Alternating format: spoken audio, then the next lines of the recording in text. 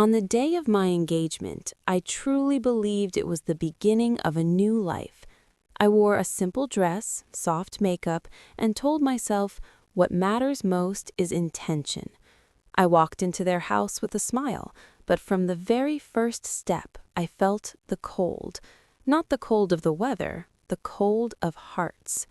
People were gathered, light laughter filled the room, but their eyes were scanning me from head to toe. I sat down, small talk started, until his aunt decided to break the silence. She said out loud, "So tell us, do you work or are you planning to depend on our son?" My blood froze, but I stayed quiet. Then his mother jumped in and added, "My son struggled a lot to build himself. We don't want a woman who will just become another burden." Some people laughed, some looked down, and him, silent. That's when I understood. The humiliation was planned. I held back my tears, took a deep breath, and stood up calmly. I said, "Before you decide I'm a burden, let me speak for myself." I took a small folder out of my bag and placed it in front of them. This folder contains the project I've been working on for years, and my income, which is 2.5 times higher than your son's. The room went silent. Faces changed. His aunt swallowed her words.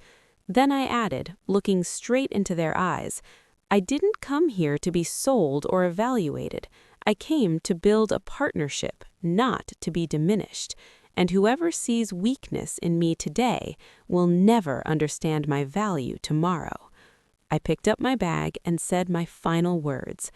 An engagement is not a business deal, and respect is not requested, it is imposed.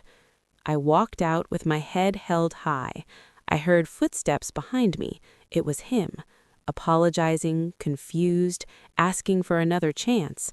I stopped, looked at him, and said, "Someone who stays silent during humiliation has no right to speak during regret." I walked away and left him behind, because I knew one thing for sure: I saved myself before losing a marriage. The lesson? Not every closed door deserves your tears.